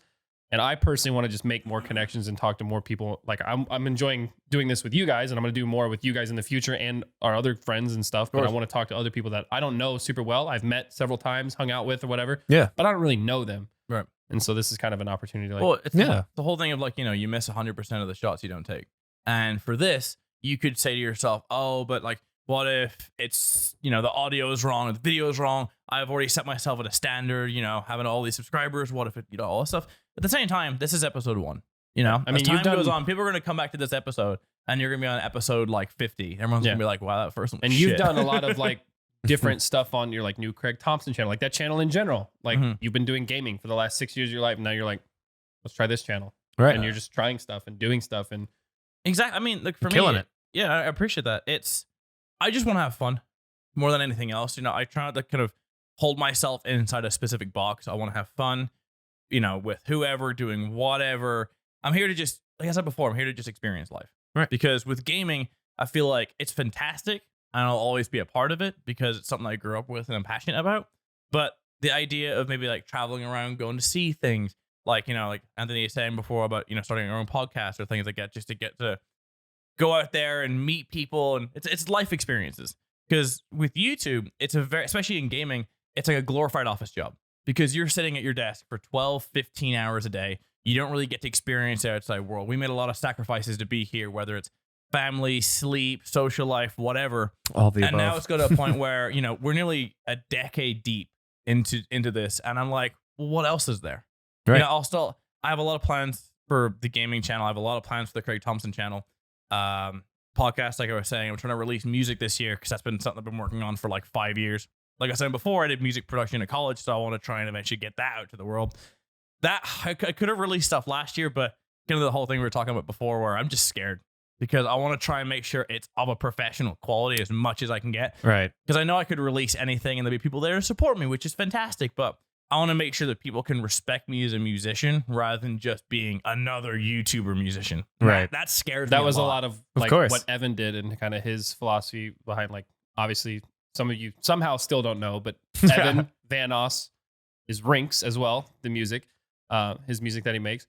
And his whole thing was he wanted to start that without promoting it on Vanoss all the time and saying, guys, this is my music. I'm making this Right. music. He would use it as outros and stuff, but his whole philosophy behind it was, I want this to stand on its own. Correct. And if people are going to like it, they're going to like it because of what it is and not because Vanoss made it. You know what I No, mean? Right. He's That's smart the in same- doing that. And yeah. it's kind of the root, because I'm still trying to think of my music name. It's the idea of you want people in the music industry because it's a completely different industry. Yeah. You know, like I would like to think that we're respected in the gaming industry. So I also want to be respected in the music industry. And if I just shit out stuff and tell people to go, you know, every 20 minutes, go like it, #1 US charts. No, it's so fake. It's facetious. You can see through it. And it's just, it's not where I want to be. I want Right. to put out my like heart and soul through my music to the world and let them enjoy it. If they don't enjoy it, so be it. Right. You know, that as well as obviously Demonetized Tour. Mhm. I'm trying, I don't know if I'm allowed to say this, but I'm trying to work with, That'd be sick. I, You didn't sign an NDA, did you? that's what I'm trying to think. Oh, I'll boy. let Let's you know bleep if I out. need to Let's cut bleep that. out. He's trying to work with blank on a blank. We can just bleep There that. we go. I'll let you Trying know. to work on something sick. I'm also we're also trying to work on cool stuff. Like I feel like everyone right now has a lot of cool stuff going on behind the scenes, but We nobody can't can talk really, about yeah, it. like, Yeah. You can't talk about it because one, it just Sometimes It you might can't because ruin it's not it. ready, or two, it's Yeah. you legally can. yeah exactly. And so, which I think a lot of people, like a lot of us, have exciting stuff like that. So that's Yeah. Like, I mean, I think we're all at the stage where we just want to go out and enjoy things. You know, like holding ourselves into a tiny little box saying, I have to do this because people think this is the only thing I do. It kills your mental state. Yeah. And that's something that I've really experienced in the last year because being 100% honest with you, my mental state hasn't been fantastic. And that's just, you know, being an open book.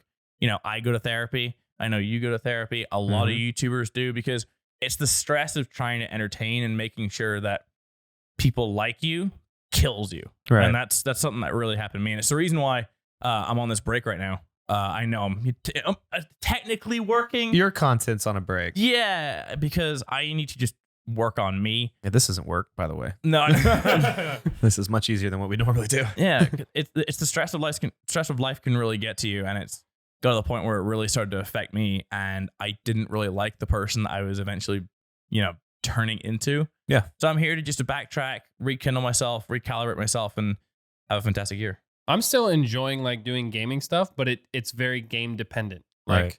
as Fortnite started to kind of go downhill, it was like, oh man, I don't struggle. I'm not enjoying this. There's nothing really popular out right now. And then Minecraft all of a sudden started to take back up. And I was like, I've always enjoyed Minecraft, but it was just never like something I really dove into. So then we all were like on a server and started playing, and that was like really, really Those videos fun are for a hilarious. few months. Right. that was a lot of fun. And then it was like, okay, But it was well, a breath of fresh air that the we all hype for needed. this has kind of died down. We beat the whole, you know, vanilla Minecraft experience, and mods at that point aren't as interesting. So I was like, okay, well, now what's next? Okay, well, Modern Warfare came out. That was really fun for me for another few months. We're in January now. I'm still enjoying it, but I can tell like it's gonna taper off soon. And when it tapers off, it's like I don't know what else to play, and that's why I want to like start working on other stuff. So that way, like, I still feel like I have not like there's no ceiling on how like obviously I don't have like the biggest YouTube channel on the platform anywhere near that, and it can always do better. It can always grow.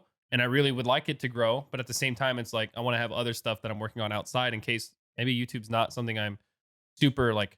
I'm still gonna post YouTube videos and make content, but it maybe maybe I'm working on other stuff outside, or maybe it's not gaming. Like I've mentioned to you that I want to do more stuff. I'm trying to get my new office set up to where I have a webcam and I can do more in-person stuff, maybe a green screen, goofy stuff like that. And we can play more dumb games. Webcam side of life. I might be down, you know? Hey, you got a nice camera you could set up now. Yeah, or flying out to your place or whatever and recording some stuff. Or you and I going traveling somewhere if we both want to do something like that. And like that would be really, really fun. And yeah, just want to start trying new things this year. And that's kind of, I feel like we're all kind of in that scenario where we all just I feel like a lot of YouTubers are period. Like you see online, people just saying like, you know, what can I play? Or a lot of YouTubers saying that they don't really know what to do because there's the one thing about YouTube that people don't understand is there's fun games and there's funny games. Fun games, for example, are like Destiny 2. I love Destiny games, but I know that I can't make videos on them because they're going to do trash. Right. Because they're fun games, but there's not really much funny stuff. Unless you build yourself that really niche audience. Like there are obviously people making Destiny 2 videos, but like if they ever try to leave Destiny 2, most likely like their audience is not going to follow them because that's such a niche audience that we're only there for that. Right, exactly. We're trying to be more broad. And so like when we try and funnel into a game like that, it's very kind of unique and yeah, it just usually doesn't work. So like with fun games and you got funny games, like for example, a fantastic example is Gang Beasts, where it doesn't have a fantastic, crazy following, but just with our humor, we know how to make it really entertaining. Yeah. But there's a limit, you know, like how many Gang Beast videos can you make? How many stick fight videos can you make? Like I haven't even made a single stick fight video. We should play that sometime. Down to play some stick fight sometime. Oh, definitely. Just don't invite John and Smitty. Yeah, I've heard. Yeah, they will bully you into a corner. We'll play without them. It'll be good fun. Yeah. But man, I guess what are some like personal, I guess, you know, more just we've all been trying to get in the gym, get swole. You've been going very consistently. I know you're trying to get back into it. I was going for the last 7 weeks. You messed your back up. Then I hurt my back. Explain that one. There's a 25-pound kettlebell on a warm-up.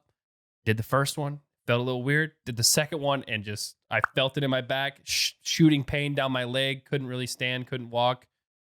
Had to spend 3 days at home just in the bed. Went to the physical therapist, started doing stretches. It happened to me like a year and a half ago when I was wrestling with my dog. Actually, wrestling with Kino. I was picking him up on the bed and that same thing happened. Oh, no. I'm a tall guy. I've spent the last 6 years of my life sitting at a desk every day. Just I need to work on strengthening my back. So that was why I wanted to go to the gym. What actually happened? I want to get healthier and strengthen my core. And what actually happened?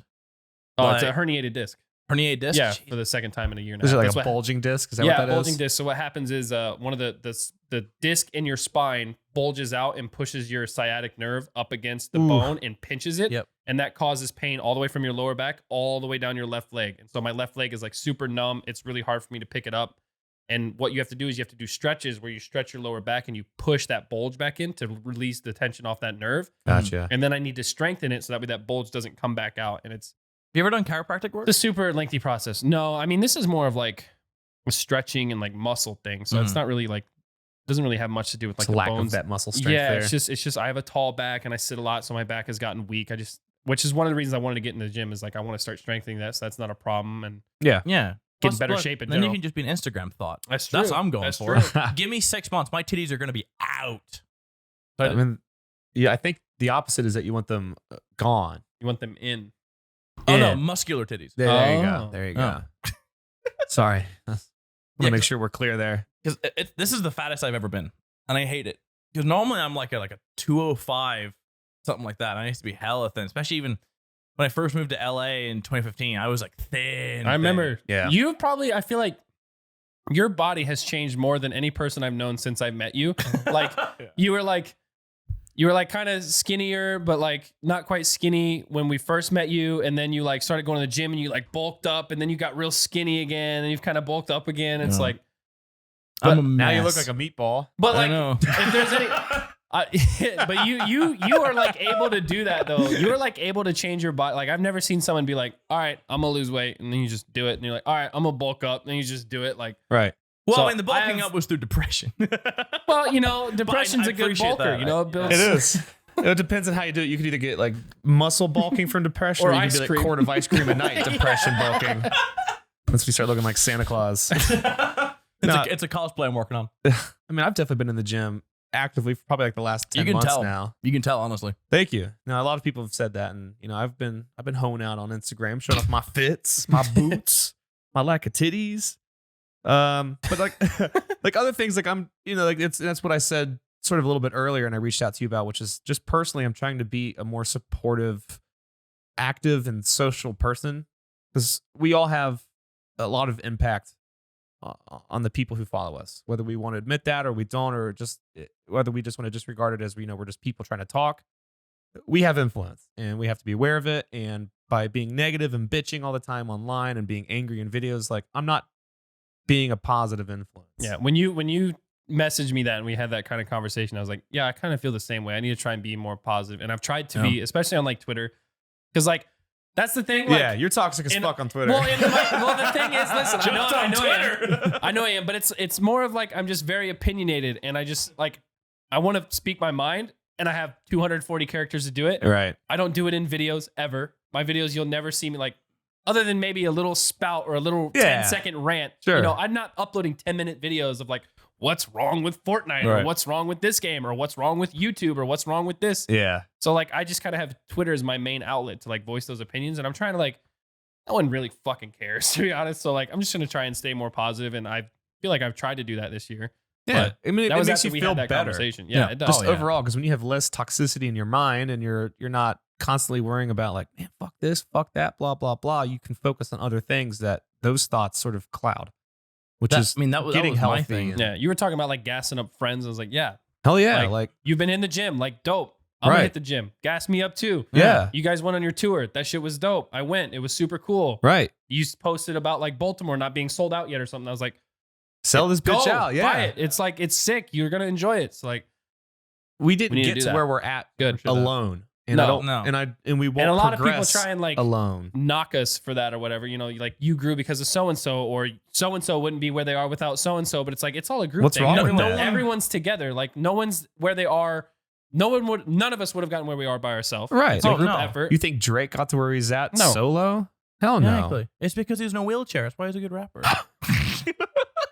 Or maybe it's because he was with Lil Wayne and Well, Yeah. no, well, that's the thing. It's like, Maybe he's a little bit more important especially than the with wheelchair. music, like people come in with collabs or they meet and they slowly kind of work up. Like that's the thing about whether it's movies, you know, a character, like a smaller character in like Harry Potter film, and now all of a sudden they're crazy massive. Like you look at like a John Boyega who went from like really small roles and now all of a sudden he's like one of the faces of Star Wars. Yeah. Where it's like no one grows by themselves, you know, whether it's through friends, whether it's through collabs, whether it's through management, whether it's through anything like that. People have their team behind them. Absolutely. I have my team, you have your team, you have your team. A lot of teams overlap. That's just the way it is. But no one out there who is a face of anything did it alone. No, absolutely Yeah. not. There's too many obstacles to get to certain points in professional worlds for you to do it alone. Yeah. Because once you reach a door and that door is closed, you have to know somebody who can help you open it. And if you don't, then that's where your journey stops. Yeah. So for people like even like PewDiePie, people will try to say that PewDiePie is self-made and did it all on his own because he's a solo YouTuber. He very rarely played with other people. That doesn't mean he didn't have a team of 15, 20 people behind him helping him get to that point with course. management and editors and artists and creative directors. Like, Even there's so girlfriend, much. you know, Right. not wife, but like, It's just that support. yeah. Like that none of these people have done these Marcia things. is Felix's biggest fan. And I love that. Yeah. Like even like the OGs, like Sark and Hutch, like some of the people who sort of like revolutionized what YouTube is. Did they start off solo? Sure, but they grew as groups. Like Hutch, you think of Hutch, you immediately think of Nanners, Sark. Yep.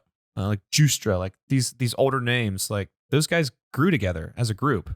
Well, it's even same as like, you can pick out any influencer out there and you can say 5 other YouTubers that are surrounded or in and around that group. Like Yeah. you look at like Jacksepticeye, for example, right? Right. Where he does a lot of videos solo, But when you think of Jacksepticeye, you think of PewDiePie, Markiplier, Lord Minion, whatever it is.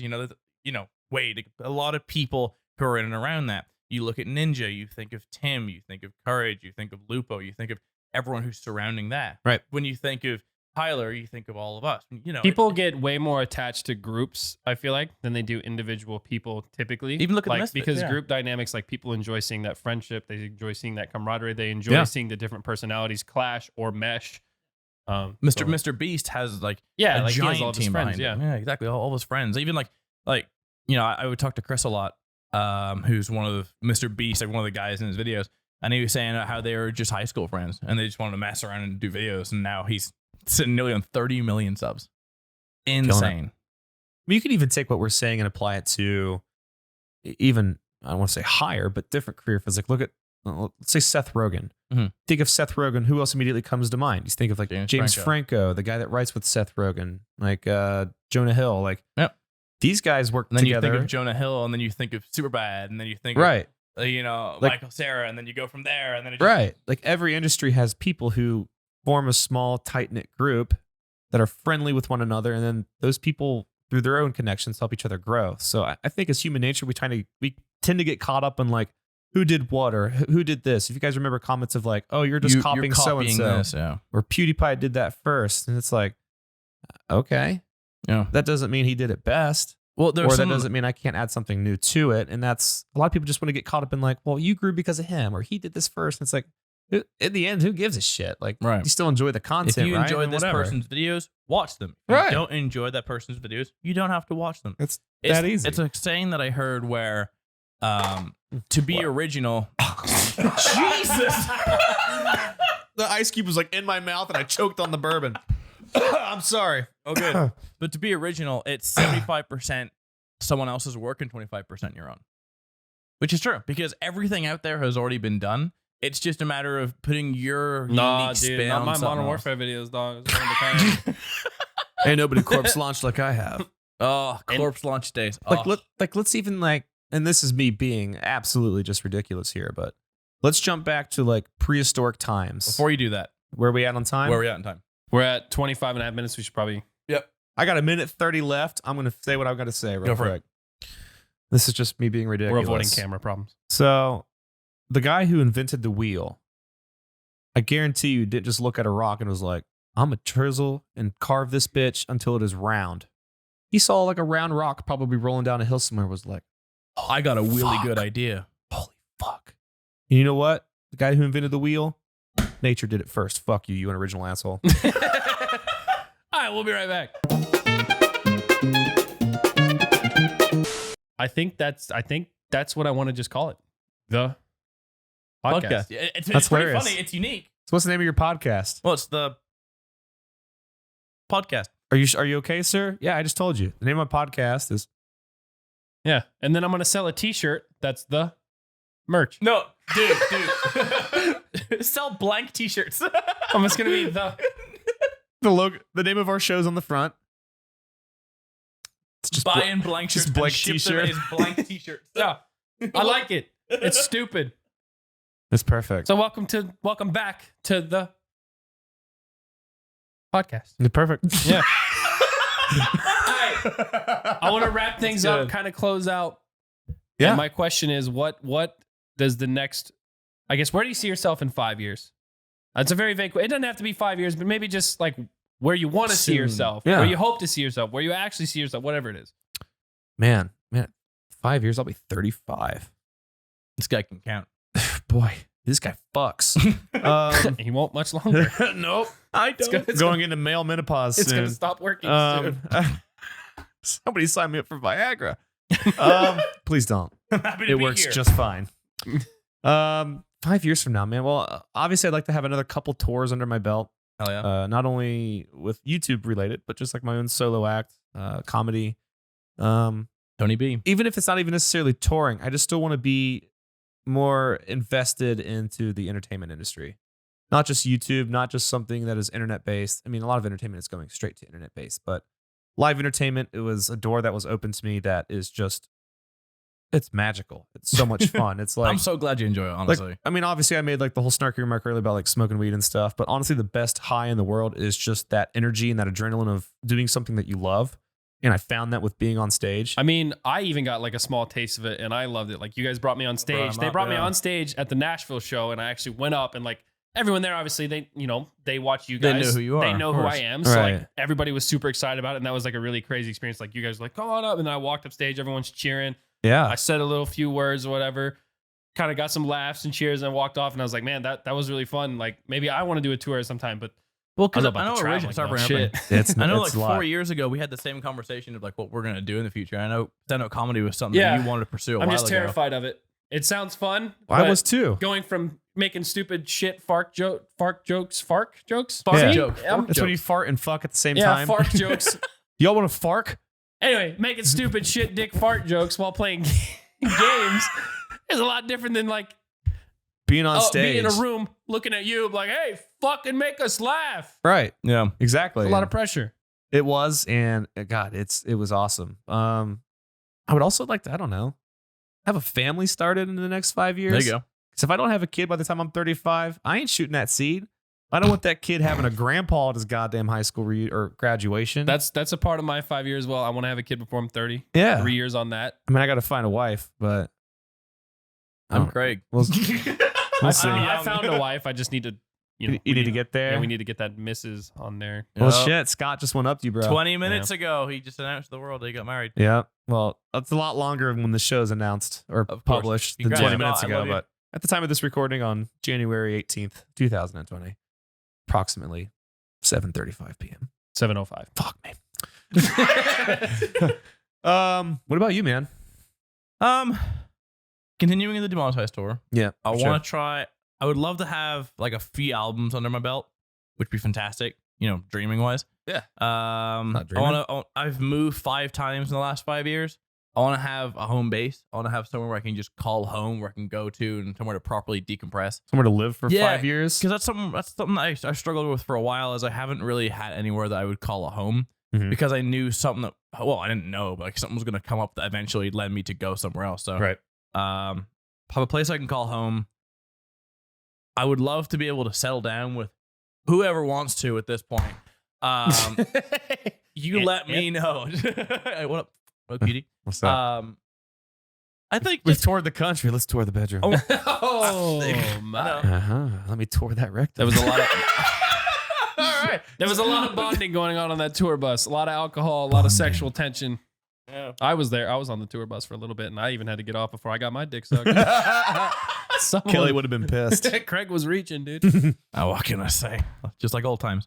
This doesn't sound really cheesy and really whatever.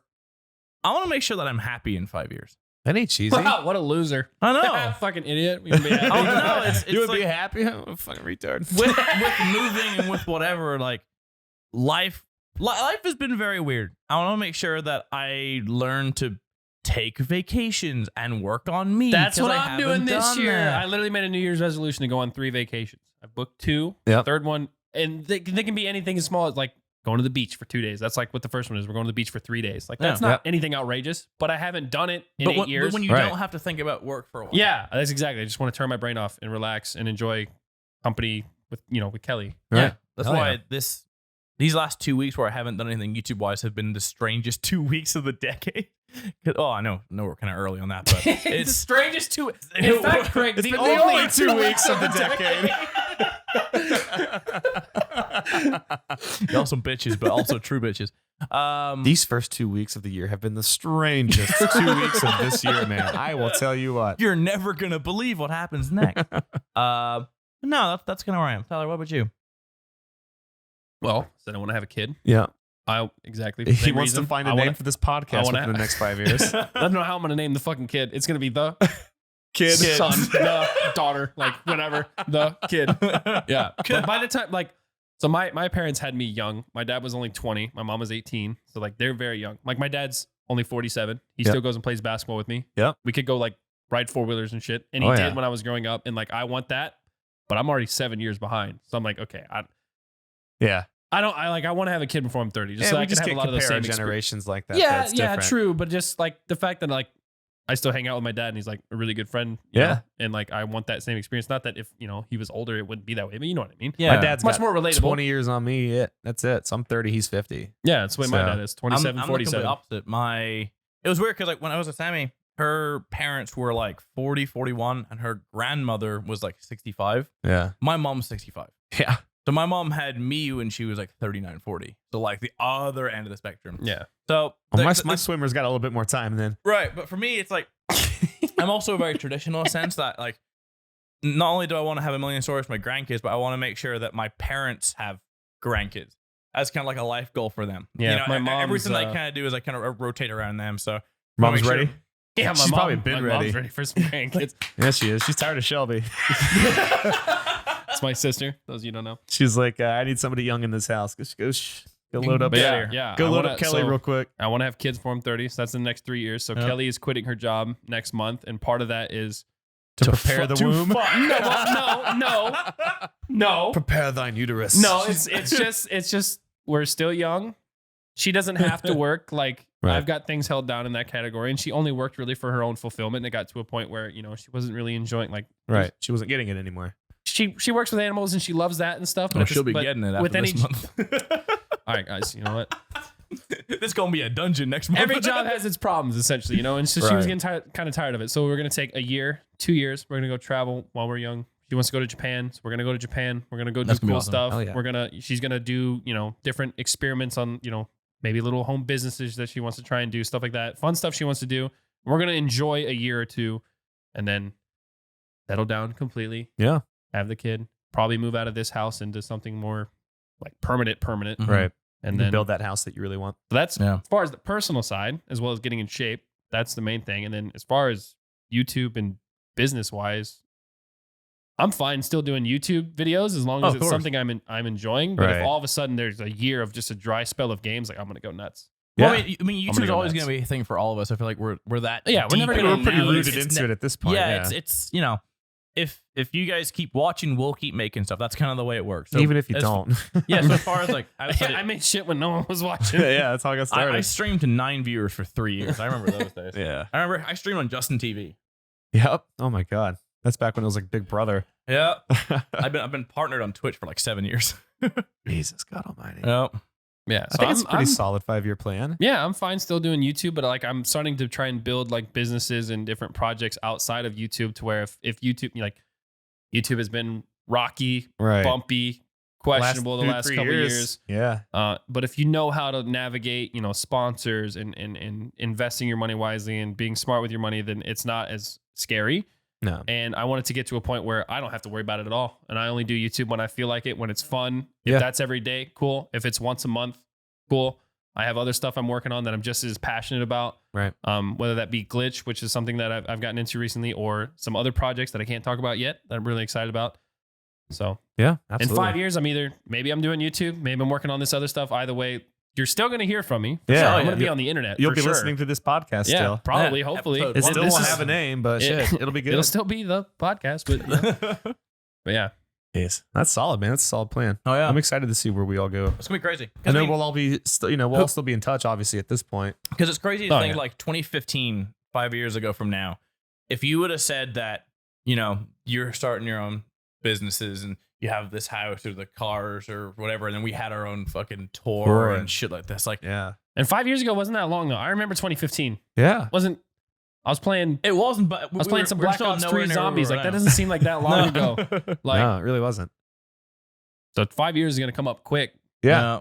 And I feel like obviously everybody says this, but as you get older, like you feel like time moves quicker and like the years go by quicker, especially You as got busy, more shit going on. especially yeah. as busy as we are. Yeah. Like, I think one we thing, spend days in our room and we come out and we're like, What is year is it? yeah, is it Thursday, Friday? I don't even know. well, it's But what we I get noticed- months like that though. Like you guys going on tour. I'm Yeah. sure those months flew by. Oh my Dude. god, yeah, I can't So believe fast. it's January. Yeah. I feel like it's still September. I know. Well, that's something my parents always told me whenever I was growing up. Like, I would go to my family members, my mom's one of 7. I have a bunch of cousins where, people were like, oh my God, Craig, you're growing up so fast. I'm like, whilst now, gradually getting older and seeing a bunch of my younger cousins and seeing them grow up fast, I'm like, damn, shit's insane. Yeah. Well, I get told by fans all the time, like, oh, I've been watching you for 5 years, or I used to watch you when I was a kid. I'm like, No, that's how old are you now? And they're like, oh, I'm 20 or I'm 18. I'm like, oh shit, yeah, you were a kid. You were 13 years old, you know, Right. 5 years ago when we were making GTA videos. Like, Exactly. People have been saying it's like, oh, you were my childhood. I'm like, bro, I'm barely legal in this country. yeah.